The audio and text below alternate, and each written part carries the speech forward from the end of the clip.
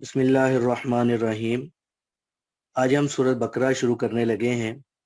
سورۃ بقرہ جو ہے یہ مدنی سورت ہے اور یہ 286 آیات اور 40 رکوع پر مشتمل ہے۔ بسم اللہ الرحمن الرحیم، شروع کرتا ہوں اللہ کے نام سے جو بے حد مہربان نہایت رحم کرنے والا ہے۔ الف لام میم، ذالک الکتاب لا ریب فیہ ھدی للمتقین۔ الف لام میم، یہ کتاب نہیں ہے شک اس میں، یہ رہنمائی کرتی ہے متقیوں کی۔ تو سورت کے موضوع اور نام سے پہلے قرآن کریم کی صورتوں سے متعلق چند بنیادی باتوں کا ذکر کرنا ضروری ہے۔ اس کے بعد سورہ بقرہ کے نام کے بارے میں کچھ باتیں بیان کروں گا۔ تو سب سے پہلی بات یہ ہے کہ لفظ جو سورت ہے یہ سین کے ساتھ آیا ہے اور اس کا معنی ہے کہ قطعۃ من الآیات، یعنی آیتوں پر مشتمل ایک ٹکڑا یا حصہ۔ تو گویا کہ چند یا زیادہ آیتیں مل کر ایک ٹکڑا بن جائے تو اسے سورت کہا جاتا ہے۔ تو کسی سورت کے لیے کم از کم 3 آیات کا جو ہونا ہے یہ ضروری ہے۔ تو سورت عصر ہے، سورت کوثر ہے، سورت نصر ہے، یہ 3 آیات پر مشتمل ہے۔ اور سورت بقرہ جو ہے یہ سب سے لمبی سورت ہے قرآن پاک کی اور اس کی 286 آیات ہیں۔ تو سورتوں اور آیتوں کی ترتیب کے حوالے سے یہ قرآن پاک کی کل 114 صورتیں ہیں۔ سب سے پہلی سورت کا نام سورہ فاتحہ ہے، دوسرے نمبر پر سورہ بقرہ ہے، پھر آل عمران، پھر سورت نساء ہے۔ تو یہ جو ترتیب ہے یہ اجتہادی نہیں ہے کہ صحابہ نے جو ہے وہ اپنی طرف سے یہ ترتیب دے دی ہو، بلکہ یہ جو قرآن پاک کی ترتیب ہے اس کو ترتیب توقیفی کہا جاتا ہے۔ یعنی یہ جو ترتیب ہے یہ حضور صلی اللہ علیہ وآلہ وسلم کی ترتیب کرتا ہے۔ حضور صلی اللہ علیہ وآلہ وسلم نے ایسی ہی ترتیب مقرر فرمائی تھی جیسی یہ صورتوں کی ترتیب ہے۔ تو حضور صلی اللہ علیہ وآلہ وسلم نے فرمایا کہ ضعوا هذه الآیات فی السورۃ التی یذکر فیہا کذا و کذا، کہ اس آیت کو فلاں مقام پر رکھ دو۔ تو صحابہ کرام رضوان اللہ علیہ مجمعین نے آپ کے فرمان کے مطابق آیات کو ترتیب دیا، انہوں نے اپنی طرف سے آگے پیچھے نہیں کیا۔ حدیث کے اندر آتا ہے کہ جب کوئی آیت نازل ہوتی تو حضور صلی اللہ علیہ وآلہ وسلم ارشاد فرماتے اسے فلاں مقام پر رکھ دو، تو صحابہ کرام ویسے ہی کرتے۔ البتہ جو صورتوں کی ترتیب ہے اس کے متعلق کچھ اختلاف پایا جاتا ہے۔ بعض مفسرین فرماتے ہیں کہ صورتوں کی ترتیب جو ہے یہ حضور صلی اللہ علیہ وآلہ وسلم کا قطعی فرمان نہیں ہے، تاہم جمہور کہتے ہیں کہ صورتوں کی ترتیب بھی حضور صلی اللہ علیہ وآلہ وسلم کے ارشاد کے مطابق ہی ہے۔ صحابہ کرام رضوان اللہ علیہ مجمعین نے حضور صلی اللہ علیہ وآلہ وسلم کے فرمان کے مطابق ہی موجودہ ترتیب کو قائم کیا۔ تو قرآن پاک کی پہلی 7 صورتیں یعنی سورہ بقرہ سے لے کر سورہ یونس تک کو 7 طوال یعنی 7 لمبی صورتیں کہا جاتا ہے۔ تو اس کے بعد 14ویں پارے میں سورہ نحل تک کو مثانی یعنی طوال کے بعد دوسرے نمبر والی صورتیں کہا جاتا ہے۔ اس کے بعد سورہ حجرات تک کی صورتوں کو میعین کہا جاتا ہے۔ تو میعین سے مراد وہ صورتیں ہیں جو کم و بیش 100 آیات پر مشتمل ہوتی ہیں۔ تو اس کے بعد سورہ والناس تک کی جو صورتیں ہیں یہ مفصلات کہلاتی ہیں۔ پھر مفصلات کے بھی 3 گروپ ہیں۔ سورہ حجرات سے لے کر سورہ بروج تک کو طوال مفصل کہا جاتا ہے، اور پھر سورہ بروج سے لے کر سورہ بینہ تک کو وسعت مفصل کہا جاتا ہے، اور پھر آخر تک کو قصار مفصل کہا جاتا ہے۔ قصار کا معنی جو ہے یہ چھوٹی صورتیں ہیں۔ تو قرآن پاک کی مختلف صورتوں کے ناموں کی مختلف وجوہات ہیں۔ بعض صورتوں کے نام ان کے ابتدائی حروف ہیں، جیسے قاف، صاد، طٰہٰ، یاسین۔ تو یہ بعض صورتوں کے جو نام ہیں ان کی پہلی آیت کے کسی لفظ پر رکھے گئے ہیں، جیسے سورہ کوثر کا نام اس کی پہلی آیت انا اعطیناک الکوثر سے لیا گیا ہے، اور کسی صورت کا نام اس صورت میں مذکور مشہور واقعے سے ماخوذ ہوتا ہے، جیسے بقرہ کے اس میں گائے کا واقعہ بیان ہوا ہے۔ اسی طرح اسراء میں معراج کا واقعہ آیا ہے۔ سورت اعراف میں اعراف کا واقعہ ہے جو کہ ایک جگہ کا نام ہے۔ اسی طرح سورہ آل عمران کا نام بھی جو آل عمران کا واقعہ ہے اس سے لیا گیا ہے۔ سورہ یونس کا نام یونس اس لیے ہے کہ اس میں حضرت یونس علیہ الصلوۃ والسلام کا ذکر ہے۔ تو زمانہ نزول کے لحاظ سے صورتوں کی 2 قسمیں ہیں، کچھ صورتیں مکی کہلاتی ہیں، کچھ صورتیں مدنی کہلاتی ہیں۔ تو جو صورتیں ہجرت مدینہ سے پہلے نازل ہوئیں تو وہ صورتیں مکی کہلاتی ہیں۔ ہاں وہ مکہ معظمہ میں قیام کے دوران نازل ہوئیں یا طائف میں یا کسی اور سفر کے دوران نازل ہوئیں۔ تو مدنی صورتیں وہ ہیں جو ہجرت مدینہ کے بعد نازل ہوئیں۔ ہجرت کے بعد جو بھی صورتیں نازل ہوئیں خواہ وہ قیام مدینہ کے دوران ہوں، تبوک میں ہوں، خیبر میں ہوں، یا کسی اور مقام پر ہوں، تو وہ ساری مدنی صورتیں کہلاتی ہیں۔ بعض صورتیں جو ہیں وہ ایک ہی دفعہ میں مکمل طور پہ نازل ہو گئی، ان کو دفعی صورتیں کہتے ہیں، اور بعض صورتیں جو ہیں وہ تدریجی کہلاتی ہیں۔ اس کا مطلب یہ ہے کہ وہ تدریجاً نازل ہوئی ہیں، کبھی چند آیتیں نازل ہو گئی، پھر درمیان میں وقفہ آ گیا، پھر کچھ نازل ہو گئی، تو یہ تدریجی صورتیں ہیں۔ تو بعض صورتیں ایسی ہیں کہ جو کہلاتی تو مدنی ہیں، مگر ان کے کچھ حصے مکی دور میں نازل ہوئے۔ مثلا یہ سورہ بقرہ جو ہے یہ مدنی صورت ہے، لیکن آمن رسول سے لے کر جو اس کا آخری رکوع ہے تو آخر تک کی آیتیں مکی زندگی کا حصہ ہیں۔ تو مشہور روایت کے اندر آتا ہے کہ معراج کے دوران حضور صلی اللہ علیہ وآلہ وسلم کو اللہ تعالیٰ کی طرف سے 3 تحفے دیے گئے تھے، یعنی 5 نمازیں دی گئی تھیں، سورہ بقرہ کی آخری آیتیں دی گئی تھیں، اور ان لوگوں کے لیے خوشخبری دی گئی تھی جو شرک میں ملوث نہیں ہوں گے۔ تو ظاہر ہے کہ آپ صلی اللہ علیہ وآلہ وسلم کا جو معراج ہے یہ مکی زندگی میں ہوا، تو لہٰذا یہ آخری جو آیات ہیں یہ مکی زندگی کی ہیں، اگرچہ سورہ بقرہ جو ہے یہ مدنی صورت ہے۔ تو مفسرین فرماتے ہیں کہ ترتیب نزول کا تقاضا تو یہ تھا کہ پہلے مکی صورتیں آتی، اس کے بعد مدنی صورتوں کا بیان ہوتا، لیکن ایسا نہیں ہے۔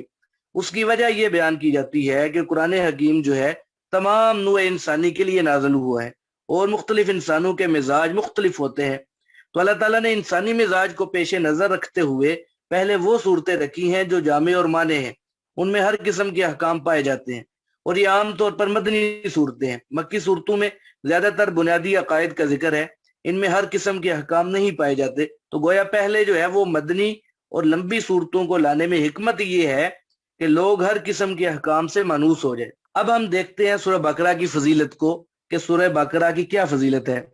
تو حدیث پاک کے اندر سورہ بقرہ کے بہت سے فضائل بیان ہوئے ہیں۔ ترمذی شریف کی روایت میں حضور صلی اللہ علیہ وآلہ وسلم کا فرمان ہے کہ لا تجعلوا بیوتکم مقابر، یعنی اپنے گھروں کو قبرستان کی طرح سنسان نہ بنا لو، بلکہ وہاں نمازیں بھی پڑھا کرو۔ یہ بھی فرمایا کہ وَإِنَّ الْبَيْتَ الَّذِي تَقْرَأُ الْبَقَرَةُ فِيهِ لَا يَدْخُلُهُ الشَّيْطَانُ، یعنی جس گھر میں سورہ بقرہ کی تلاوت ہوتی ہے وہاں شیطان داخل نہیں ہوتا۔ مسلم شریف کی روایت میں اسی طرح آتا ہے کہ یؤتی بالقرآن یوم القیامت واہلہ الذین کانوا یعملون بہ تقدمہ سورۃ البقرۃ وآل عمران، یعنی قیامت کے دن قرآن پاک اور اس کے اہل کو لایا جائے گا، ان کے آگے آگے سورہ بقرہ اور سورۃ آل عمران ہوگی۔ یہاں پہ یہ بات یاد رہے کہ اہل قرآن سے مراد وہ لوگ ہیں جو قرآن پاک پر عمل کرتے ہیں۔ تو فرمایا کہ سورہ بقرہ میں ایک آیت ایسی ہے کہ ہیا سیدۃ ای القرآن آیت الکرسی، کہ یہ قرآن پاک کی تمام آیتوں کی سردار ہے، یعنی یہ آیت الکرسی ہے۔ تو گویا سب سے بڑی اور سب سے فضیلت والی جو آیت ہے اسی صورت میں ہے۔ ایک اور روایت کے اندر آتا ہے کہ سورہ بقرہ جو ہے فسطاط القرآن ہے، یعنی قرآن کا خیمہ ہے جس میں ہر چیز آ جاتی ہے۔ تو فرمایا کہ 2 روشن صورتیں پڑھو، یعنی سورہ بقرہ اور سورۃ آل عمران، تو یہ قیامت کے روز اس طرح آئیں گی جس طرح 2 بادل ہوتے ہیں، اور ان کے درمیان بڑی چمک ہوگی، یہ صاحبان کی طرح اوپر آئیں گی۔ ایک اور روایت کے اندر حضور صلی اللہ علیہ وآلہ وسلم کا فرمان ہے کہ سورہ بقرہ قرآن کریم کی کوہان ہے، تو اس کی ہر آیت کے ساتھ 80 فرشتے اترتے رہے ہیں، یعنی ہر آیت کے نزول کے وقت ملائکہ کا نزول ہوتا تھا۔ تو فرمایا کہ اس کی آیت اللہ لا الہ الا هو الحی القیوم، اس کو اللہ تعالیٰ نے عرش کے نیچے سے نکال کر سورت میں شامل کیا ہے۔ تو اسی آیت الکرسی میں اللہ تعالیٰ کا اسم اعظم بھی ہے۔ تو اس صورت میں مختصر طور پر بہت سے مضامین آ جاتے ہیں، مثلا اس میں اللہ تعالیٰ نے جو انعام یافتہ لوگ ہیں ان کے اوصاف جو ہیں وہ بیان فرمائے ہیں اور ان کے نتائج سے آگاہ کیا ہے۔ اسی طرح گمراہ لوگوں کے اوصاف اور ان کی نشانیاں بھی اللہ تعالیٰ نے اس کے اندر بیان کی گئی۔ تو اس صورت میں عبرت حاصل کرنے کے مختلف ذرائع کو بیان کیا گیا ہے۔ آدم علیہ السلام کی تخلیق اور ان کے فضائل کا ذکر ہے، بنی اسرائیل کے اسلاف پر اللہ تعالیٰ کے انعامات کا بیان ہے، اور موجودہ جو بنی اسرائیل ہے ان کی خباستوں شرارتوں وغیرہ کا ذکر ہے۔ تو اس صورت میں ملت ابراہیمی کا ذکر ہے، بیت اللہ شریف کے کعبہ ہونے کا بھی ذکر ہے، تہذیب اخلاق اور تعلیم کے ارکان وغیرہ کا بھی ذکر ہے، اور غیر اللہ کی نظر و نیاز کی ممانعت کی گئی ہے اس کے اندر، اور اس میں قوانین مملکت اور خلافت کبریٰ کے اصول بھی بیان کیے گئے ہیں کہ امیر کیسا ہونا چاہیے اور فوج کے لیے کیا کیا قوانین ہیں۔ تو اس صورت میں اللہ کے جو ولی ہیں اور جو شیطان کے دوست ہیں ان کی پہچان کروائی گئی ہے، سخاوت کی بھی ترغیب دی گئی ہے، اور بخل کی مذمت بیان ہوئی ہے، سود کی حرمت اور تجارت کے قوانین کا بھی بیان ہے، اور نماز روزہ حج زکوٰۃ وغیرہ کے بھی اس کے اندر مسائل ہیں۔ تو اس سورت کا نام سورہ بقرہ رکھا گیا ہے۔ بقرہ جو ہے یہ عام طور پر گائے کے لیے بولا جاتا ہے، تاہم عربی زبان میں یہ جو لفظ ہے گائے اور بیل دونوں کے لیے مشترک ہے۔ اگر وضاحت کرنی ہو تو بیل کے لیے سور کا لفظ بھی بولا جاتا ہے۔ تو قرآن پاک کے جو الفاظ اور حروف کے اعداد و شمار جمع کرنے والے لوگ ہیں، ان کے مطابق اس سورت کی 286 یا 287 آیتیں ہیں اور 40 رکوع ہیں، اور اس میں 6221 کلمات ہیں اور 25025 حروف ہیں۔ تو سورہ فاتحہ کے پہلے حصے میں اللہ تعالیٰ کی حمد و ثنا ہے، دوسرے حصے میں بندے کی طرف سے اس بات کا اقرار ہے کہ وہ صرف اسی کا عبادت گزار ہے اور اسی کی مدد کا طلبگار ہے۔ تو تیسرے حصے میں اللہ تعالیٰ سے دعا کی جاتی ہے کہ اہدنا الصراط المستقیم، کہ یا اللہ ہم کو سیدھے راستے پر چلا۔ تو اس دعا کے جواب میں اللہ تعالیٰ فرماتے ہیں کہ جس ہدایت اور رہنمائی کی تمہیں ضرورت ہے، ذالک الکتاب لا ریب فیہ، یہ کتاب ہے جو مرکز منبع و ہدایت ہے، اسی کو مضبوطی کے ساتھ پکڑ لو۔ سورہ فاتحہ اور سورہ بقرہ کے اندر یہ آپس میں ربط ہے۔ تو قرآن کریم میں 3 قسم کی آیات ہیں۔ پہلی قسم کی آیات جو ہیں وہ محکمات ہیں، جس کا مطلب یہ ہے کہ ایسی آیات کے الفاظ بھی معلوم ہوتے ہیں اور ان کا مطلب اور مراد بھی معلوم ہوتی ہے، گویا کہ وہ آیت بالکل واضح ہے۔ قرآن پاک کی جو اکثر آیات ہیں وہ محکم آیات ہیں۔ آیات کی جو دوسری قسم ہے وہ متشابہات ہے، جس کا مطلب یہ ہے کہ ان الفاظ کا معنی تو معلوم ہے مگر ان کی حقیقت ہمیں معلوم نہیں ہے، وہ حقیقت پوشیدہ ہے۔ مثال کے طور پہ قرآن پاک میں اللہ تعالیٰ فرماتے ہیں کہ الرحمن علی العرش استوی، کہ رحمان جو ہے وہ عرش پر مستوی ہے۔ تو رحمان عرش اور استوا کے معنی معلوم ہے، لیکن اس کی حقیقت جو ہے وہ انسانی ذہن میں نہیں آ سکتی۔ تو یہ دوسری قسم ہے آیات کی۔ تیسری قسم کی جو آیات ہیں یہ آیات مقطعات کہلاتی ہیں۔ آیات مقطعات جو ہیں قرآن پاک کی 29 صورتوں کی ابتدا میں ہیں۔ سورہ بقرہ بھی انہی میں سے ہے کہ جو کہ الف لام میم سے شروع ہوتی ہے۔ دوسرے مقام پر ہے نون، صاد، قاف، الف لام را، یاسین وغیرہ۔ تو مقطعات کا مطلب یہ ہے کہ ان کا نہ مطلب واضح ہے اور نہ ہی ان کی مراد معلوم ہے۔ آیات چاہے محکم ہوں، آیات چاہے متشابہات میں سے ہوں، آیات چاہے مقطعات میں سے ہوں، ایک مسلمان کا ان تمام آیات کے اوپر ایمان لانا ضروری ہے، تبھی وہ جا کے ایمان والا بنتا ہے۔ حروف مقطعات کے بارے میں زیادہ جو ہے وہ قرید نہیں کرنی چاہیے۔ شاہ ولی اللہ محدث دہلوی رحمۃ اللہ علیہ فرماتے ہیں کہ صحابہ میں سے کوئی بھی ایسا معلوم نہیں ہوا جس نے حروف مقطعات کی قرید کی ہو۔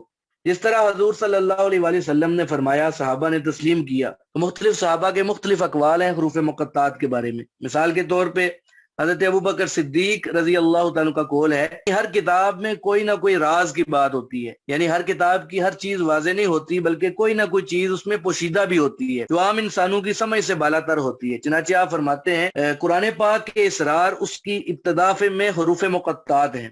حضرت علی کرم اللہ وجہہ سے منقول ہے کہ لکل کتاب صفوہ، کہ ہر کتاب میں کوئی نہ کوئی چھانٹی ہوئی یا منتخب بات ہوتی ہے، اور قرآن پاک میں ایسی بات جو ہے وہ الف لام میم وغیرہ یعنی حروف مقطعات ہے، جنہیں ہر آدمی کا سمجھنا ضروری نہیں ہے۔ حضرت عبداللہ ابن مسعود رضی اللہ عنہ فرماتے ہیں کہ اللہ تعالیٰ قرآن پاک کے ہر حرف کی تلاوت پر 10 نیکیاں عطا فرماتے ہیں، تو جو مومن ان حروف کو پڑھے گا اسے 30 نیکیاں حاصل ہوں گی، اور یہی بہت بڑی غنیمت ہے، لہذا ان کے معنی تلاش کرنے میں کوشش نہ کرو۔ یہ میں نے آپ کے سامنے حروف مقطعات کا تھوڑا سا تعارف کروایا کہ حروف مقطعات کے معنی جو ہیں وہ اللہ کے نبی صلی اللہ علیہ وآلہ وسلم نے اپنی امت کو نہیں بتائے، اس لیے ہمیں بھی ان کے پیچھے نہیں پڑنا چاہیے۔ اب آگے ہے ذالک الکتاب لا ریب فیہ ھدی للمتقین، کہ یہ کتاب جو ہے نہیں شک اس کے اندر، یہ متقیوں کی رہنمائی کرتی ہے۔ اور آگے فرمایا کہ الذین یؤمنون بالغیب ویقیمون الصلاۃ ومما رزقناہم ینفقون، جو ایمان رکھتے ہیں غیب پر اور نماز کو قائم کرتے ہیں اور جو روزی ہم نے ان کو دے رکھی ہے اس میں سے خرچ کرتے ہیں۔ یہ متقیوں کی اللہ تعالیٰ صفات کو بیان فرما رہے ہیں۔ آگے فرمایا کہ والذین یؤمنون بما انزل الیک وما انزل من قبلک وبالآخرۃ ھم یوقنون، اور وہ لوگ جو ایمان رکھتے ہیں اس چیز پر جو آپ کی طرف نازل کی گئی ہے اور اس چیز پر جو آپ سے پہلے نازل کی گئی ہے، اور وہ آخرت پر بھی یقین رکھتے ہیں۔ اولئک علی ھدی من ربہم واولئک ھم المفلحون، تو یہی لوگ ہیں ہدایت پر جو ان کے پروردگار کی طرف سے ہے، اور یہی لوگ جو ہیں یہ مراد کو پہنچنے والے ہیں۔ تو ان آیات کے اندر ایمان والوں کی چند صفات کو اللہ تعالیٰ نے بیان کیا ہے کہ ایمان والے لوگ کون ہوتے ہیں۔ تو ذالکہ کا مطلب ہے کہ یہ وہ کتاب ہے لا ریب فیہ کہ اس میں کوئی شک نہیں ہے۔ تو اس سے مراد یہ نہیں لینی چاہیے کہ کوئی دوسرا شخص اس کلام میں شک و شبہ نہیں رکھتا، بلکہ کفار اور مشرکین جو ہیں وہ قرآن پاک کی صداقت پر شک کرتے تھے، اسی لیے تیسرے رکوع میں ان لوگوں کو چیلنج کیا کہ وَإِن كُنتُمْ فِي رَيْبٍ مِّمَّا نَزَّلْنَا عَلَىٰ عَبْدِنَا، کہ یعنی اگر تمہیں اس چیز میں کوئی شک ہے جو ہم نے اپنے بندے پر اتاری ہے تو فاتوا بصورت من مثلی، تو اس جیسی ایک صورت ہی بنا کر لے آؤ، تمہاری قابلیت کا پتہ چل جائے گا۔ تو مطلب یہ ہے کہ مشرکین نے مکہ جو ہیں وہ اس کلام میں شک کرتے تھے، تو یہاں پر لا ریب کا مطلب یہ ہے کہ واقعتاً تو اس کلام کے اندر یعنی قرآن پاک کے اندر شک و شبے والی کوئی بھی بات نہیں ہے۔ اگر کوئی شک کرتا ہے تو یہ اس کی اپنی غلطی اور دماغ کی خامی کی وجہ سے ہے، ورنہ اس کتاب کے اندر کوئی خامی نہیں پائی جاتی۔ آگے فرمایا کہ وہ ہدی للمتقین، تو قرآن پاک جو ہے متقیوں کے لیے ہدایت ہے۔ تو تقوی کی تعریف کیا ہے؟ تقوی کہتے کسے ہیں؟ حضور صلی اللہ علیہ وآلہ وسلم کے مبارک زمانے میں حضرت ابی بن کعب رضی اللہ تعالیٰ بڑے قاری تھے، حضرت عمر فاروق رضی اللہ تعالیٰ نے ان سے پوچھا کہ حضرت تقوی کا کیا معنی ہے؟ تو انہوں نے جواب دیا کہ کیا آپ کو کبھی ایسے رستوں پر چلنے کا اتفاق ہوا ہے جس میں ہر طرف کانٹے دار جھاڑیاں ہوں؟ تو انہوں نے جواب دیا کہ ہاں، بہت دفعہ ایسے رستے پر چلنے کا اتفاق ہوا ہے۔ تو حضرت ابی بن کعب رضی اللہ تعالیٰ نے کہا کہ پھر آپ نے وہاں کیا کیا؟ تو حضرت عمر رضی اللہ تعالیٰ نے جواب دیا کہ میں نے دامن کو سمیٹ لیا اور پوری کوشش کی کہ کانٹے میرے جسم کے کپڑوں میں نہ الجھنے پائیں، اور میں سلامتی سے ایسے راستے سے نکل گیا۔ تو حضرت ابی بن کعب رضی اللہ تعالیٰ نے فرمایا کہ فذالک التقوی، کہ تقوی اسی کو کہتے ہیں کہ دنیا میں پھیلے ہوئے کفر، شرک، گمراہی، بدعات اور دیگر خرابیوں سے انسان بچ کر نکل جائے۔ تو جو شخص ان چیزوں سے دامن بچا کر نکل گیا تو وہی جو ہے وہ متقی ہے۔ تو علماء کرام فرماتے ہیں کہ تقوی کے 3 درجے ہیں۔ پہلا یہ ہے کہ انسان شرک کی تمام قسموں سے پاک ہوگا، اگر ایسا ہوگا تو عذاب سے خلاصی پا لے گا وہ قیامت کے دن، ورنہ اگر وہ شرک کے اندر مبتلا ہو گیا تو قیامت کے دن اللہ کے عذاب سے نہیں بچ سکے گا۔ تقوی کا دوسرا درجہ یہ ہے کہ انسان کبیرہ گناہوں سے بچتا رہے اور چھوٹے گناہوں پر اصرار نہ کرے۔ اور تیسرا درجہ جو تقوی کا ہے وہ یہ ہے کہ انسان مشکوک اور شبہات والی باتوں سے بھی بچتا رہے۔ تو جو شخص تقوی کے ان تینوں درجات پر پورا اترے گا تو وہی کامل درجے کا متقی ہوگا۔ حدیث کے اندر آتا ہے کہ حسرت کے دن یعنی قیامت کے دن آواز آئے گی کہ متقی لوگ کہاں ہیں؟ متقی لوگ اٹھیں گے اور اللہ تعالیٰ کی تجلی کے سائے میں چلے جائیں گے، تو وہ تجلی جو ہے ان پہ ہر وقت سایہ فگن ہوگی اور کسی بھی وقت ان سے علیحدہ نہیں ہوگی۔ تو کسی نے حضرت معاذ بن جبل رضی اللہ عنہ سے دریافت کیا کہ حضرت متقی کون ہیں؟ تو آپ نے فرمایا کہ متقی وہ لوگ ہیں جنہوں نے اپنے آپ کو شرک سے محفوظ رکھا اور اللہ تعالیٰ کی خالص عبادت کرتے رہے۔ تو متقیوں کی علامت یہ ہے کہ اگر انہیں مصیبت آئے تو صبر کرتے ہیں اور خدا کے فیصلے پر راضی ہوتے ہیں، اگر راحت آئے تو خدا کی نعمت کا وہ شکر ادا کرتے ہیں، قرآن پاک کے احکامات کے سامنے ہمیشہ جو ہے وہ فرما بردار رہتے ہیں۔ تو یہی جو لوگ ہیں انہی کو متقی کہا گیا ہے۔ آگے فرمایا کہ الذین یؤمنون بالغیب، کہ ایمان والوں کی ایک صفت یہ بھی ہے، متقی لوگ وہ بھی ہیں کہ جو غیب پر ایمان لاتے ہیں۔ غیب وہ چیز ہوتی ہے جو کہ عقل و فہم اور خیال کی دسترس سے باہر ہوتی ہے، مثلا اللہ تعالیٰ کی جو ذات ہے، اس کی صفات ہیں، فرشتے ہیں، برزخ ہے، آخرت کا دن ہے، آخرت کے تمام معاملات ہیں، یہ سارے غیب کی باتیں ہیں۔ تو ان کی تشریح جو ہے وہ سورہ بقرہ کی آیت کے اندر بھی آ چکی ہے کہ آمن الرسول بما انزل الیہ من ربہ والمؤمنون کل آمن باللہ وملائکتہ وکتبہ ورسلہ، کہ ان تمام چیزوں پر ایمان ہونا چاہیے۔ آگے متقین کی ایک اور صفت اللہ نے بیان کی ہے کہ متقی لوگ وہ ہیں وَيُقِيمُونَ الصَّلَاةَ، کہ جو نماز کو قائم کرتے ہیں۔ تو یہاں پہ یہ نہیں فرمایا کہ نماز ادا کرتے ہیں، فرمایا کہ ایک نماز کو قائم کرتے ہیں۔ اقامت کا لفظ ہے، تو اقامت کا مطلب یہ ہوتا ہے کہ قیام، رکوع، سجدہ، تلاوت وغیرہ، سنن اور مستحبات وغیرہ کو احسن طریقے سے ادا کیا جائے۔ تو جو لوگ نماز کے اندر ان تمام چیزوں کا خیال رکھتے ہیں اور پورے خشوع و خضوع کے ساتھ نماز ادا کرتے ہیں، تو اقامت صلاۃ کرنے والے سے مراد وہی لوگ ہیں۔ حضرت عبداللہ بن عباس رضی اللہ تعالیٰ نے اقامت صلاۃ کا یہی معنی کیا ہے کہ نماز کے تمام ارکان کو ٹھیک ٹھیک طور پر ادا کیا جائے۔ آگے اللہ تعالیٰ نے ایک تیسری صفت متقین کی بیان کی ہے کہ وَمِمَّا رَزَقْنَاهُمْ يُنْفِقُونَ، کہ متقی وہ لوگ ہیں جو ہمارے دیے میں سے خرچ کرتے ہیں، جو ہم نے ان کو روزی دی ہے اس میں سے خرچ کرتے ہیں۔ تو خرچ کرنے سے مراد یہ نہیں ہے کہ وہ اپنے آپ پہ ہی فضول خرچ کرتے رہتے ہیں، بلکہ خرچ کرنے سے مراد یہ ہے کہ وہ اللہ کے راستے میں خرچ کرتے ہیں۔ خرچ کی جو مختلف ذرائع ہیں ان میں پہلے نمبر پہ زکوٰۃ ہے، کہ دوسرا جو ہے وہ صدقہ فطر ہے، پھر تیسرے نمبر پہ قربانی آ جاتی ہے، چوتھے نمبر پہ عام خیرات ہوتی ہے، تو اس کے بعد جو سائل ہے، محتاج، مہمان، کمزور وغیرہ اور بیوہ جو خواتین ہیں ان کی حاجت روائی ہے، اس کے بعد پھر وقف جو ہے وہ آ جاتا ہے۔ اگر کسی کو اللہ تعالیٰ نے مال دیا ہے تو وہ اس کے نام پر وقف کر جائے تاکہ اس کو آخرت میں فائدہ ہو۔ تو حضرت عمر رضی اللہ تعالیٰ نے اپنی جو بہترین زمین ہے اس کے متعلق حضور صلی اللہ علیہ وآلہ وسلم سے عرض کیا تھا کہ میں چاہتا ہوں کہ اس کا فائدہ مجھے آخرت میں پہنچے، تو آپ صلی اللہ علیہ وآلہ وسلم نے فرمایا کہ وقف کر دو، چنانچہ وہ وقف کر دی گئی۔ اسی طرح مسجدیں بنانا، اس میں ضروریات فراہم کرنا، دینی مدارس کا قیام جو ہے یہ بھی مما رزقناہم ينفقون کے اندر آتا ہے، اور کسی نالے پہ پل تعمیر کرنا، پانی کے لیے کنواں یا نلکا جو ہے وہ لگوانا، مسافر خانہ تعمیر کرنا، حج عمرہ خود کرنا یا کسی دوسرے کو کروا دینا، اللہ کے رستے میں جہاد پر مال صرف کرنا، تو یہ ساری چیزیں ایسی ہیں جو وہ مما رزقناہم ينفقون کے اندر آتی ہیں۔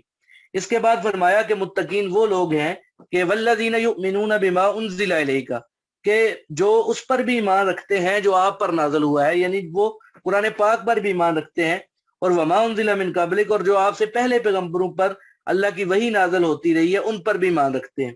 تو یہاں پہ یہ بات قابل ذکر ہے کہ پہلی کتابوں پر صرف ایمان رکھنا ضروری ہے، ان پہ عمل کرنا ضروری نہیں ہے۔ عمل ان احکام کے اوپر ہوگا جو آخری کتاب یعنی قرآن پاک کے اندر اللہ تعالیٰ نے نازل فرمائے ہیں۔ اور متقین کی آخری صفت یہاں پہ اللہ نے بیان یہ فرمائی کہ وبالآخرۃ ہم یوقنون، کہ وہ آخرت کے دن پر یقین رکھتے ہیں۔ آخرت کے دن سے مراد جو ہے وہ قیامت کا دن ہے، یعنی جو متقی لوگ ہیں وہ قیامت کے دن پر ایمان رکھتے ہیں۔ تو آگے کیا فرمایا کہ اولئک علی ھدی من ربہم، کہ جو لوگ مذکورہ صفات کے حامل ہوں گے تو وہ لوگ، وہی لوگ جو ہیں وہ اپنے رب کی طرف سے ہدایت پر ہیں، وَأُولَٰئِکَ هُمُ الْمُفْلِحُونَ، اور وہی لوگ جو ہیں وہ فلاح پانے والے۔ تو یہاں پہ ان آیات کے اندر اللہ تعالیٰ نے جو ایمان والوں کی صفات بیان کی ہیں ان میں پہلے نمبر پہ ہے کہ ایمان والے لوگ وہ ہیں جو غیب پر ایمان رکھتے ہیں، یعنی فرشتوں پر ایمان ہوتا ہے، جنت دوزخ پر ایمان یہ غیب پر ایمان کہلاتا ہے، برزخ پر ایمان یہ غیب پر ایمان کہلاتا ہے۔ تو یہ مومنین کی پہلی صفت ہے کہ وہ غیب پر ایمان رکھتے ہیں۔ دوسری کہ وہ نماز کو قائم کرتے ہیں، نماز کو پورے خشوع خضوع کے ساتھ، نماز کی سنتیں، مستحبات وغیرہ کی پابندی کرتے ہوئے نماز ادا کرتے ہیں۔ تو یہ متقیوں کی دوسری صفت ہے، ایمان والوں کی دوسری صفت ہے۔ تیسری صفت یہ ہے کہ وہ آپ صلی اللہ علیہ وآلہ وسلم سے پہلے جو انبیاء ہیں ان پہ جو کتابیں، احکامات نازل ہوتے رہے اس پر بھی ایمان رکھتے ہیں، اور وہ آپ صلی اللہ علیہ وآلہ وسلم پر نازل ہونے والی وحی پر بھی ایمان رکھتے ہیں۔ تو یہ صفات جن کے اندر پائی جاتی ہیں یہ متقی لوگ ہیں، یہ ایمان والے لوگ ہیں۔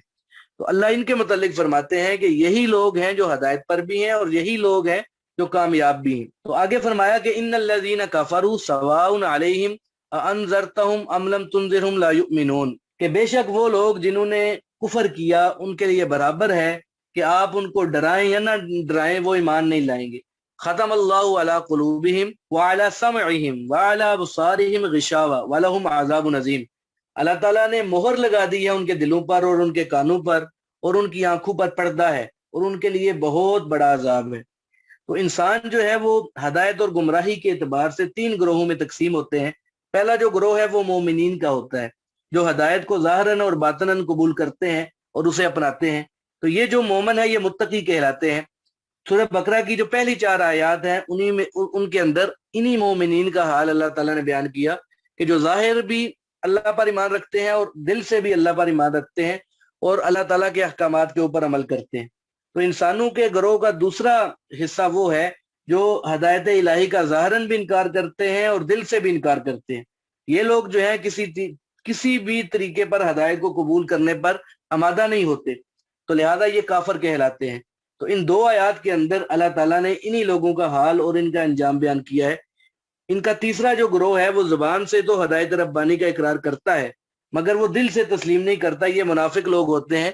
ان کا جو حال ہے وہ آگے آنے والی جو مزید آیات ہیں 13 آیات ان کے اندر منافق لوگوں کا حال بیان ہوا ہے۔ ان میں سے جو پہلا گروہ متقین اور مومنین کا گروہ ہے وہ فلاح پانے والا گروہ ہے، دوسرے جو دونوں گروہ ہیں وہ ناکام رہیں گے۔ تو پھر ان کافروں کا حال مختصر طور پہ بیان کیا ہے۔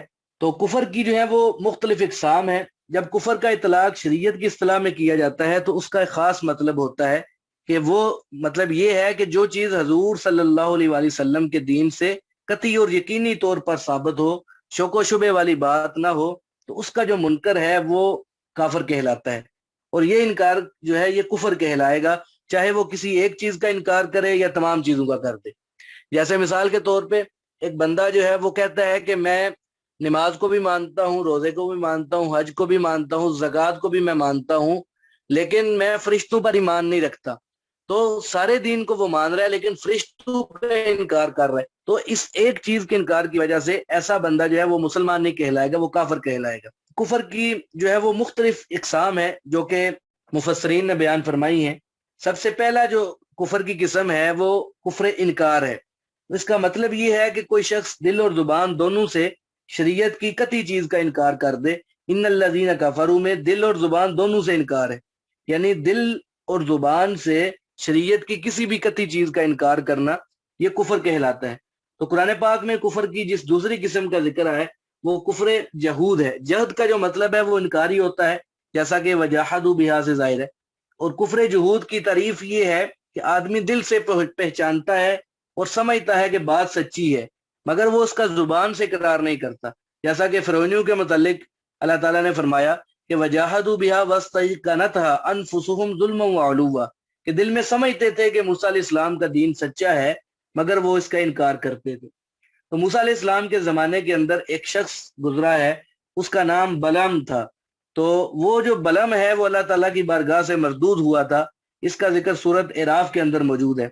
इसी तरह हजूर सल्लल्लाहु अलैहि वसल्लम के जमाने में एक बड़ा हकीम शायर उमैया था, उसका कुफर भी ऐसा ही था। तो उसने हक को जो है वो जानते बूझते हुए कबूल नहीं किया।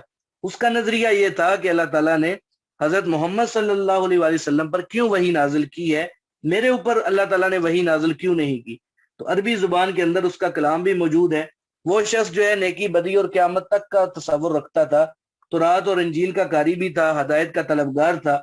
मगर जब हजूर सल्लल्लाहु अलैहि वसल्लम को अल्लाह ताला ने नबूवत अता फरमाई तो वो बंदा जो है वो इसका इनकार कर गया और आप सल्लल्लाहु अलैहि वसल्लम पर ईमान नहीं लाया। तो ऐसे बंदे जो हक को जानते बूझते हुए भी कबूल ना करें, तो ये जो कुफर है ये कुफर जहूद कहलाता है। कुफर की तीसरी किस्म कुफर इनाद कहलाती है। इसका मतलब ये है कि दिल से पहचानता भी है, जुबान से इकरार भी करता है कि ये दीन दुरुस्त है, लेकिन कबूल नहीं करता। तो इसकी जो मिसाल है ये हजरत अली रजी अल्लाह तआला के जो वालिद और हजूर सल्लल्लाहु अलैहि वसल्लम के जो चचा हैं वो अबू तालिब थे।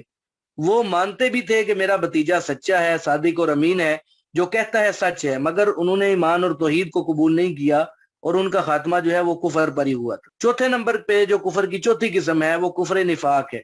इसका जिक्र अगली आयत के अंदर आ रहा है कि इसका मतलब ये है कि इस इंसान जो है वो जुबान से इस्लाम की सच्चाई का इकरार करता है, कलमा भी पढ़ता है, नमाजें भी अदा करता है, ज़कात भी देता है और जिहाद में भी बसाव का शरीक हो जाता है, लेकिन दिल से जो है वो तकजीब करता है। ये जो कुफर है ये कुफर निफाक कहलाता है। और फिर निफाक मुनाफिकों की भी दो किस्में होती हैं, कुछ एतकादी निफाक होते हैं और कुछ अमली तौर पे मुनाफिक होते हैं। तो यहाँ पे जिस निफाक का जिक्र है ये एतकादी निफाक है कि दिल से वो तस्लीम नहीं करता। अमली जो निफाक है उसका जिक्र बाद में आएगा। मुफस्सरीन फरमाते हैं कि ये चारों जो कुफर हैं ये खतरनाक है, उनमें से किसी में भी मुब्तला हो गया वो अल्लाह के यहाँ कभी भी निजात नहीं पा सकता, हमेशा हमेशा के लिए वो अज़ाब में मुब्तला होगा। इसके अलावा भी जो है वो कुफर की कई किस्में हैं। पांचवी किस्म कुफर शक कहलाती है। तो कुरान पाक के अंदर बाज मुनाफिकों के बारे में आता है कि फहम फी रैबिहिम यतरद्ददून, दूसरी जगह पे आता है कि बल हुम फी शक्किन यलअबून, यानी ऐसे लोग शक में ही खेल रहे होते हैं। ये कुफर शक कहलाता है। और कुफर की छठी किस्म कुफर जहालत कहलाती है कि इल्म हासिल करने की कोशिश ही नहीं करते, सारी उम्र जहालत के अंदर गुजर जाती है, ना इल्म होता है और ना ही वो राह रास्त पर आते हैं। तो अल्लाह ताला ने ऐसे लोगों की जगह जगह पर मुजम्मत बयान फरमाई है कि अक्सरुहुम ला यालमून, उनमें से अक्सर लोग नहीं जानते यानी इल्म नहीं रखते। कुफर की सातवीं किस्म जो है उसको कुफर तावील कहा जाता है। कुफर तावील को इल्हाद और जिंदगा भी कहते हैं। इसका मतलब ये है कि किसी शय को गलत मतलब पहना दिया जाए, असल मतलब कोई और हो मगर तावील के जरिए उसका मतलब कोई कोई और बना दिया जाए। मिर्जा गुलाम अहमद कादियानी ने कुरान पाक की आयत है, ये जो झूठा मुद्दई नबूवत था, इसने कुरान पाक की आयत है मोहम्मद रसूलुल्लाह वल्लज़ीना माहू, तो इसको इसने गलत मतलब पहना दिया। अब सारी दुनिया जानती है कि मोहम्मद रसूलुल्लाह से मुराद हमारे नबी हजरत मोहम्मद सल्लल्लाहु अलैहि वसल्लम है, जो आज से 14 सदियां पहले जिनको अल्लाह ताला ने मबूस फरमाया था। और मिर्जा कादियानी कहता है कि इस आयत में مجھے محمد بھی کہا گیا نعوذ باللہ اور رسول بھی کہا گیا۔ تو مرزا غلام احمد قادیانی نے جو یہ کہا تو اس سے وہ زندیق بن گیا، اور یہ کفر تعویل بھی کہلاتا ہے، اور یہ بھی کفر ہے۔ کفر کی جو 8ویں قسم ہے وہ عملی قسم کا کفر ہے۔ اس کا مطلب یہ ہے کہ کسی نعمت کی قدردانی کی بجائے اس کی ناشکری کی جائے۔ کسی نے حضور صلی اللہ علیہ وآلہ وسلم سے پوچھا کہ حضور کفر سے کیا مراد ہے، تو فرمایا کہ نہ شکر گزاری اور نہ قدری۔ اکثر جو عورتیں ہیں وہ اس قسم کے کفر میں مبتلا ہوتی ہیں۔ عورتوں کے متعلق حدیث کے اندر آتا ہے یعنی تم خاوند کا جو ہے وہ کفر کرتی ہو، ناشکری کرتی ہو، اور یہ جو کفر ہے یہ عملی کفر کہلاتا ہے۔ 9ویں نمبر پہ جو کفر ہے اس کو کفر دہریت کہتے ہیں، اور قرآن پاک میں اس کفر کے متعلق مذکور ہے کہ بعض کافر یہ اعتقاد رکھتے ہیں کہ وما یہلکنا الا الدہر، یعنی زمانہ ہی ہمیں ہلاک کرتا ہے۔ تو ایسے جو لوگ ہیں زمانے کے تمام حادثات کو زمانے کی طرح منسوب کرتے ہیں، خدا تعالیٰ کی ذات کا اقرار نہیں کرتے کہ وہی ہر چیز کا جاننے والا ہے، بلکہ یہ زمانے کو ہی سارا کچھ سمجھتے ہیں۔ تو یہ جو کفر ہے یہ کفر دہریت کہلاتا ہے کہ ان الذین کفروا سواء علیہم اانذرتہم ام لم تنذرہم لا یؤمنون، کہ بے شک وہ لوگ جنہوں نے کفر کیا ان کے لیے برابر ہے کہ آپ ان کو ڈرائیں یا نہ ڈرائیں۔ ختم اللہ علی قلوبہم وعلی سمعہم وعلی ابصارہم غشاوہ ولہم عذاب عظیم، کہ اللہ تعالیٰ نے مہر لگائی ہے ان کے دلوں پر اور ان کے کانوں پر اور ان کی آنکھوں پر پردہ ہے، اور ان کے لیے بہت بڑا عذاب ہے۔ تو ان آیات کا مصداق کون لوگ ہیں؟ بعض مفسرین فرماتے ہیں کہ ان آیات کے اندر یہودیوں کی طرف اشارہ ہے کہ جب قرآن پاک نازل ہوا تو انہیں اسلام کی دعوت پیش کی گئی تھی، مگر وہ جانتے بوجھتے ہوئے بھی ایمان نہیں لائے تھے۔ اکا دکا آدمی یہودیوں میں سے ایمان لائے تھے، لیکن زیادہ تر نے جو ہے وہ اسلام کو قبول نہیں کیا تھا۔ تو وہ کہتے تھے کہ ہم تو پہلی کتابوں پر ایمان لا چکے ہیں، لہذا ہمیں اس کتاب یعنی قرآن پاک پر ایمان لانے کی ضرورت نہیں ہے۔ تو وہ انتہائی درجے کے متعصب لوگ تھے، تو انہوں نے ضد کی وجہ سے یہ رستہ اختیار کیا تھا۔ تو اس صورت کے اندر کثرت سے جو ہے وہ یہودیوں کا ذکر ہے، بلکہ اس صورت کا موضوع ہی یہودیوں کی اصلاح ہے۔ یہود کا جو ذکر ہے یا بنی اسرائیل سے شروع ہوتا ہے، پھر اس پارے میں بھی مکمل ہے اور دوسرے پارے میں بھی یہودیوں کا ذکر ہے۔ آگے ہے کہ خاتم اللہ علی قلوبہم، کہ اللہ تعالیٰ نے ان کے دل اور ان کے کانوں پر مہر لگا دی ہے، وعلی سمعہم وعلی ابصارہم غشاوہ، کہ ان کے کانوں پر بھی مہر لگا دی ہے اور ان کی آنکھوں پر بھی پردہ ہے۔ یہاں پر یہ اعتراض ہو سکتا ہے کہ جب اللہ تعالیٰ نے خود ہی ان کے دلوں پر اور کانوں پر مہر لگا دی ہے، آنکھوں پہ پردے ڈال دیے ہیں، تو پھر ان سے کہنا کہ ایمان لاؤ، ہدایت اختیار کرو، کہاں تک درست ہے؟ تو اس کا حل مفسرین یہ بیان کرتے ہیں کہ مہر لگانا جائے یہ بطور سزا کے ہے۔ اللہ تعالیٰ نے ان لوگوں کی سرکشی کی وجہ سے مہر لگائی ہے۔ کسی کو ماں کے پیٹ کے اندر ہی اللہ تعالیٰ نے اس کے دل پر مہر نہیں لگا دی۔ حدیث کے اندر آتا ہے کہ کلو مولود یولد علی الفطرہ، کہ ہر بچہ جو ہے یہ فطرت سلیمہ پر پیدا ہوتا ہے، پھر وہ ماحول اور تربیت کے مطابق یہودی، مجوسی یا سکھ، عیسائی وغیرہ بن جاتا ہے، اس کے اندر تغیر و تبدل جو ہے وہ پیدا ہو جاتا ہے، تو یہاں تک کہ وہ اپنی جو فطرت سلیمہ ہے اس کو بھی بگاڑ لیتا ہے۔ تو اس آیت سے ہمیں پتہ چلا کہ اس آیت کے جو مصداق ہیں وہ یہودی ہیں، اور ایسے لوگ ہیں کہ جنہوں نے ضد اور عناد کا راستہ اختیار کیا، تو اللہ تعالیٰ نے ان کے ضد اور عناد کی وجہ سے ان کے دلوں پر مہر لگا دی کہ آپ ان کو سمجھائیں یا نہ سمجھائیں وہ ایمان نہیں لائیں گے۔ آگے اللہ کہتے ہیں وَمِنَ النَّاسِ مَن يَقُولُ آمَنَّا بِاللَّهِ وَبِالْيَوْمِ الْآخِرِ وَمَا هُمْ بِمُؤْمِنِينَ، اور بعض لوگوں میں سے وہ ہیں جو کہتے ہیں ہم ایمان لائے اللہ پر اور قیامت کے دن پر، حالانکہ وہ ایمان نہیں لائے، وہ مومن نہیں ہیں۔ يُخَادِعُونَ اللَّهَ وَالَّذِينَ آمَنُوا وَمَا يَخْدَعُونَ إِلَّا أَنفُسَهُمْ وَمَا يَشْعُرُونَ، وہ دھوکہ دیتے ہیں اللہ کو اور ان لوگوں کو جو ایمان لائے، اور حقیقت میں وہ نہیں دھوکہ دیتے مگر اپنے آپ کو وہ دھوکہ دیتے ہیں، اور وہ سوچتے بھی نہیں ہیں۔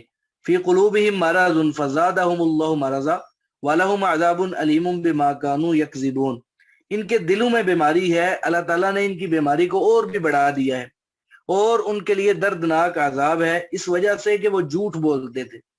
وَإِذَا قِيلَ لَهُمْ لَا تُفْسِدُوا فِي الْأَرْضِ قَالُوا إِنَّمَا نَحْنُ مُصْلِحُونَ، اور جب ان سے کہا جاتا کہ زمین میں فساد نہ کرو تو کہتے کہ بے شک ہم تو اصلاح کرنے والے ہیں۔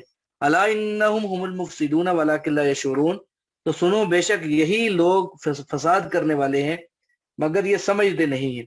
تو ان آیات کے اندر تیسرے گروہ یعنی منافقین کا ذکر ہے، جو ظاہر میں تو ہدایت کو تسلیم کرتے ہیں مگر ان کے باطن کے اندر کفر ہوتا ہے۔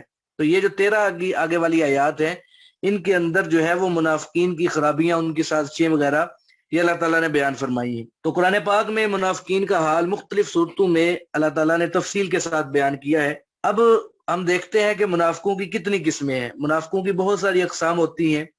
تو پہلی قسم کا منافق وہ ہوتا ہے جو ایمان کو ظاہر کرتا ہے لیکن دل کے اندر اس کے کفر ہوتا ہے اور وہ اس پر مطمئن بھی ہے۔ اور دوسری قسم کا منافق وہ ہوتا ہے جو ظاہری اور باطنی ہر لحاظ سے جو ہے وہ متذبذب ہوتا ہے، وہ ظاہراً اور باطناً شک میں ہوتا ہے۔ تو ایسا جو منافق ہے مذبذبین بین ذالک کا مصداق ہوتا ہے۔ تو ان دونوں قسم کے منافقین کا نفاق جو ہے شدید ہوتا ہے، ان کا اعتقاد جو ہے وہ غلط ہو جاتا ہے۔ اور اس مقام پر جن منافقین کا ذکر ہے وہ یہی اعتقادی منافق ہیں کہ جن کے عقیدے کے اندر کفر بھرا ہوا ہے۔ تیسری قسم کا منافق وہ ہے جو اخلاقی اور عملی طور پر منافق ہوتا ہے۔ ایسا شخص جو ہے وہ اپنے گناہوں کی وجہ سے آخرت کے نقصان کو دنیا کے نقصان پر ترجیح دیتا ہے اور دنیا کے نفع کو آخرت کے نفع پر ترجیح دیتا ہے۔ تو یہ ایسے منافق ہوتے ہیں کہ اگرچہ ان میں ایمان موجود ہوتا ہے مگر یہ لوگ آخرت کو دنیا پر ترجیح نہیں دے سکتے۔ تو یہاں پہ اللہ تعالیٰ فرماتے ہیں کہ وَمِنَ النَّاسِ مَن يَقُولُ آمَنَّا بِاللَّهِ وَبِالْيَوْمِ الْآخِرِ، بعض لوگ ایسے ہیں جو کہتے ہیں کہ ہم اللہ پر اور قیامت کے دن پر ایمان لائے، وَمَا هُم بِمُؤْمِنِينَ، حالانکہ وہ مومن نہیں ہیں۔ ایسے لوگ دھوکے باز ہیں۔ يُخَادِعُونَ اللَّهَ وَالَّذِينَ آمَنُوا، یہ اللہ تعالیٰ اور ایمان والوں کو دھوکہ دیتے ہیں، مگر حقیقت کیا ہے کہ وَمَا يَخْدَعُونَ إِلَّا أَنفُسَهُمْ، کہ یہ اپنی جانوں کو دھوکہ دیتے ہیں۔ تو یہ لوگ جو ہے وہ خدا یا ایمان والوں کا کیا بگاڑ لیں گے، یہ تو اپنا ہی نقصان کر رہے ہیں اور اپنا ہی انجام جو ہے وہ خراب کر رہے ہیں، یہ سوچتے بھی نہیں ہیں۔ وما یشعرون، کے اتنا شعور بھی نہیں رکھتے کہ اتنا تو سوچ لیں کہ ہم اپنا ہی نقصان کر رہے ہیں اور اپنی ہی آخرت کو برباد کر رہے ہیں۔ ان کے دلوں کے اندر بیماری ہے، اور بیماری سے جو مراد ہے یہ شک کی بیماری ہے۔ آگے فرمایا کہ وَإِذَا قِيلَ لَهُمْ لَا تُفْسِدُوا فِي الْأَرْضِ، کہ حقیقت یہ ہے کہ منافق جو ہے وہ اپنے نفاق کی وجہ سے زمین پر فساد کے مرتکب ہوتے ہیں، اور جب ان سے کہا جاتا ہے کہ فساد نہ کرو تو کہتے ہیں قالوا انما نحن مصلحون، تو یہ کہتے ہیں آگے سے کہ ہمیں فسادی کون کہہ سکتا ہے، ہم تو اصلاح کرنے والے ہیں۔ فساد اور اصلاح جو ہے یہ متضاد چیزیں ہیں۔ اعتدال کی حالت کو اصلاح اور اعتدال سے خروج کو فساد کہتے ہیں۔ تو لڑائی بھڑکانا، فتنہ برپا کرنا، کافروں سے دوستی لگانا، مسلمانوں سے دھوکے کرنا، ان کے رازوں کو ظاہر کرنا، قوانین شریعت کی خلاف ورزی کرنا، تو یہ سارا فساد فی الارض کے کام ہے۔ آگے اللہ تعالیٰ فرماتے ہیں کہ وَإِذَا قِيلَ لَهُمْ آمِنُوا كَمَا آمَنَ النَّاسُ قَالُوا أَنُؤْمِنُ كَمَا آمَنَ السُّفَهَاءُ أَلَا إِنَّهُمْ هُمُ السُّفَهَاءُ وَلَكِنْ لَا يَعْلَمُونَ، اور کہ جب ان سے کہا جاتا ہے کہ ایمان لاؤ اس طرح جس طرح دوسرے لوگ ایمان لائے ہیں، تو کہتے ہیں کہ کیا ہم اس طرح ایمان لائیں جس طرح بیوقوف لوگ ایمان لائے ہیں؟ تو سنو، بے شک یہی لوگ بیوقوف ہیں لیکن یہ جانتے نہیں ہیں۔ وَإِذَا لَقُوا الَّذِينَ آمَنُوا قَالُوا آمَنَّا وَإِذَا خَلَوْا إِلَىٰ شَيَاطِينِهِمْ قَالُوا إِنَّا مَعَكُمْ إِنَّمَا نَحْنُ مُسْتَهْزِئُونَ، اور جب یہ ملتے ہیں ان لوگوں سے جو ایمان لائے تو کہتے ہیں کہ ہم بھی ایمان لائے ہیں، اور یہ جب تنہا ہوتے ہیں اپنے شیطانوں کے پاس، سرداروں کے پاس، تو کہتے ہیں کہ ہم تو تمہارے ساتھ ہیں، ہم تو ان کے ساتھ مذاق کر رہے تھے۔ تو اللہ یستہزئ بہم ویمدہم فی طغیانہم یعمہون، اللہ ان کے ساتھ ہنسی کرتا ہے اور مہلت دیتا ہے ان کو ان کی سرکشی میں جس میں وہ بڑھتے رہتے ہیں۔ اولئک الذین اشتروا الضلالۃ بالہدی فما ربحت تجارتہم وما کانوا مہتدین، یہ وہی لوگ ہیں جنہوں نے خریدا ہے گمراہی کو ہدایت کے بدلے میں، تو پس نہیں فائدہ دیا ان کو ان کی تجارت نے، اور نہیں تھے یہ لوگ ہدایت پانے والے۔ تو ان آیات کے اندر بھی جو ہے وہ منافقین کا ذکر ہے۔ اللہ تعالیٰ نے منافقین کی خرابیوں کو ذرا تفصیل کے ساتھ بیان فرمایا ہے۔ پہلی آیات میں تھا کہ بعض لوگ زبان سے کہتے ہیں کہ ہم اللہ پر اور قیامت پر ایمان لائے، مگر اللہ تعالیٰ نے ان کے ایمان کی نفی فرمائی کہ یہ لوگ جو ہے یہ مومن نہیں ہیں۔ تو اللہ تعالیٰ اور ایمان والوں سے دونوں سے دغا بازی کرتے ہیں، اللہ کو تو دھوکہ نہیں دے سکتے، اور اللہ تعالیٰ ایمان والوں کو بھی ان کے دھوکے سے بچائے گا، کیونکہ ان کا جو دھوکہ ہے ان کی اپنی ہی جانوں پر ہے اور یہ ان باتوں کو نہیں سوچتے۔ اب حقیقی ایمان کیا ہے؟ تو ان آیات میں اللہ تعالیٰ نے منافقین کی ایک اور خرابی کا ذکر کیا ہے کہ وَإِذَا قِيلَ لَهُمْ آمِنُوا كَمَا آمَنَ النَّاسُ، جب ان منافقوں سے کہا جاتا ہے کہ تم بھی اس طرح ایمان لاؤ جس طرح یہ لوگ یعنی صحابہ کرام ایمان لائے تھے، تو جواب میں کیا کہتے ہیں؟ أَنُؤْمِنُ كَمَا آمَنَ السُّفَهَاءُ، کیا ہم اس طرح ایمان لائیں گے جس طرح یہ بیوقوف ایمان لائے ہیں؟ نعوذ باللہ۔ تو فرمایا کہ الا انہم هم السفہاء، سن لو کہ یہ لوگ جو ہیں یہ خود ہی بیوقوف ہیں، ولکن لا یعلمون، لیکن یہ لوگ جانتے نہیں۔ تو اسی صورت میں آگے چل کر جو ہے وہ یہودیوں کے متعلق اللہ تعالیٰ ارشاد فرماتے ہیں کہ فَإِنْ آمَنُوا بِمِثْلِ مَا آمَنْتُمْ بِهِ فَقَدِ اهْتَدَوْا، کہ اگر یہ لوگ بھی تمہاری طرح ایمان لائیں تو یہ بھی ہدایت پا جائیں گے۔ تو یہاں سے معیار حق ہونے والی بات سمجھ میں آ جاتی ہے کہ حضور صلی اللہ علیہ وآلہ وسلم کے صحابہ کو اللہ تعالیٰ نے معیار حق قرار دیا ہے۔ تو یہ صحابہ اگرچہ نبی کی طرح معصوم تو نہیں ہے، لیکن یہ امت کے لیے نمونہ ہے، اور ایمان والے لوگوں کا ایمان بھی اگر صحابہ کے ایمان جیسا ہوگا تو وہ قابل قبول ہے۔ اگر وہ صحابہ کی طرح ایمان نہیں لاتے تو وہ ان کا وہ ایمان نہیں ہے جس کا اللہ تعالیٰ حکم فرما رہے ہیں۔ تو گویا اللہ تعالیٰ نے صحابہ کرام کو نمونے کی جماعت تیار کر کے ان سے اسلام کی خدمت کا کام لیا ہے۔ حضور صلی اللہ علیہ وآلہ وسلم نے صحابہ کے متعلق فرمایا کہ انتم شہداء اللہ فی الارض، کہ خدا کی زمین پر تم اللہ کے گواہ ہو، یعنی جس کی اچھائی کی گواہی تم دو گے وہ اللہ کے نزدیک بھی اچھا ہوگا، اور جس کی تم برائی کرو گے تو وہ اللہ کے ہاں بھی برا ہوگا۔ تو اے صحابہ تم اللہ کے گواہ ہو، اور خصوصاً اے خلفائے راشدین تم اللہ کے گواہ ہو۔ تو آپ صلی اللہ علیہ وآلہ وسلم نے یہ جملہ 3 دفعہ فرمایا۔ ترمذی شریف کی روایت کے اندر بھی آتا ہے کہ حضور صلی اللہ علیہ وآلہ وسلم نے حضرت عمر رضی اللہ تعالیٰ کے متعلق فرمایا کہ ان اللہ جعل الحق علی لسان عمر وقلبہ، یعنی اللہ تعالیٰ نے عمر رضی اللہ تعالیٰ کی زبان اور دل پر حق کو رکھ دیا ہے، یعنی وہ حق کے سوا کوئی بھی بات نہیں کرتے۔ تو ظاہر ہے کہ جس شخص کے قلب اور زبان پر اللہ تعالیٰ نے حق کو رکھ دیا ہے تو کیا وہ معیار حق نہیں ہوگا؟ تو بیوقوف لوگ کون ہیں کہ جب ان سے کہا جاتا ہے کہ دوسرے لوگوں کی طرح ایمان لاؤ تو وہ کہتے ہیں کہ کیا ہم بیوقوفوں کی طرح ایمان لائیں؟ حالانکہ حقیقت میں منافق لوگ ہی بیوقوف ہیں، لیکن ان کو اپنی بیوقوفی کا علم نہیں ہے، ان کو پتہ نہیں چل رہا کہ اصل میں بیوقوف ہم ہی لوگ ہیں۔ تو اللہ تعالیٰ نے منافقوں کی پردہ فاش کرتے ہوئے فرمایا کہ وَإِذَا لَقُوا الَّذِينَ آمَنُوا، جب یہ ایمان والوں سے ملتے ہیں تو خوش آمدید کرتے ہیں اور کہتے ہیں قَالُوا آمَنَّا، ہم ایمان لائے ہیں، تاکہ جو مسلمان ہیں ان کو اپنا ہی بندہ سمجھیں کہ یہ بھی ایمان والے ہیں۔ لیکن حقیقت کیا ہے؟ وَإِذَا خَلَوْا إِلَىٰ شَيَاطِينِهِمْ، جب یہ اپنے شیطانوں کے پاس جاتے ہیں تو قَالُوا إِنَّا مَعَكُمْ، تو کہتے ہیں کہ ہم تو تمہارے ساتھ ہیں، إِنَّمَا نَحْنُ مُسْتَهْزِئُونَ، ہم تو مسلمانوں کے ساتھ مذاق کر رہے تھے۔ تو گویا ہم ان کی حمایت کا دعویٰ کر کے ان کو بیوقوف بنا رہے ہیں۔ تو یہاں پہ شیاطین سے مراد منافقوں کے بڑے بڑے سردار ہیں جو منافقوں کے اس پروگرام کے بانی تھے۔ تو منافقین نے کہا تھا کہ مسلمانوں کا تمسخر اڑا رہے ہیں، تو اس کے جواب میں اللہ نے فرمایا کہ اللہ یستہزئ بہم، کہ اللہ ان کے ساتھ ہنسی کرتا ہے، ویمدہم فی طغیانہم یعمہون، اور مہلت دیتا ہے ان کی سرکشی میں، وہ اندھے اور سرگرداں ہو رہے ہیں۔ تو یہاں پہ سوال یہ پیدا ہوتا ہے کہ کسی کے ساتھ ہنسی کرنا، اس کا مذاق اڑانا تو یہ ناجائز کام ہے، اس کی نسبت اللہ کے ساتھ کیسے ہو سکتی ہے؟ اللہ تعالیٰ تو تمام عیوب سے جو ہے وہ مبرہ ہے۔ تو اس کے جواب میں بعض مفسرین فرماتے ہیں کہ یہ استہزاء نہیں ہے، بلکہ یہ جو سلوک منافقین نے مسلمانوں کے ساتھ کیا ویسا ہی سلوک اللہ تعالیٰ نے ان کے لیے پسند کیا ہے۔ حضرت عبداللہ بن عباس رضی اللہ تعالیٰ عنہ کی روایت سے معلوم ہوتا ہے کہ قیامت کے دن منافقین دوزخ کے گڑھے میں پہنچ جائیں گے تو جنت کا دروازہ کھولا جائے گا، تو گویا انہیں جنت میں جانے کی اجازت مل گئی ہے، یعنی جنتی ان منافقوں کی طرف دیکھیں گے تو وہ محسوس کریں گے کہ واقعی انہیں جنت میں داخلے کی اجازت مل گئی ہے۔ تو چنانچہ وہ جو منافق قسم کے لوگ ہیں وہ جہنم سے دوڑ کر جنت کے دروازے پر پہنچیں گے، لیکن دروازے جو ہیں وہ اس وقت بند ہو جائیں گے اور منافق لوگ جو ہے نامراد رہ جائیں گے۔ اللہ یستہزئ بہم جو ہے، اللہ کہتا ہے کہ اللہ ان کے ساتھ ہنسی کرتا ہے۔ اس کی ایک یہ بھی صورت ہے کہ یہ لوگ اس دنیا میں اس قسم کی چلاکی کر رہے ہیں تو کل قیامت کو اللہ تعالیٰ ان کے ساتھ ایسا کرے گا۔ آگے اللہ نے فرمایا کہ اولئک الذین اشتروا الضلالۃ بالہدی، یہی وہ لوگ ہیں جنہوں نے خرید لیا ہے گمراہی کو ہدایت کے بدلے میں۔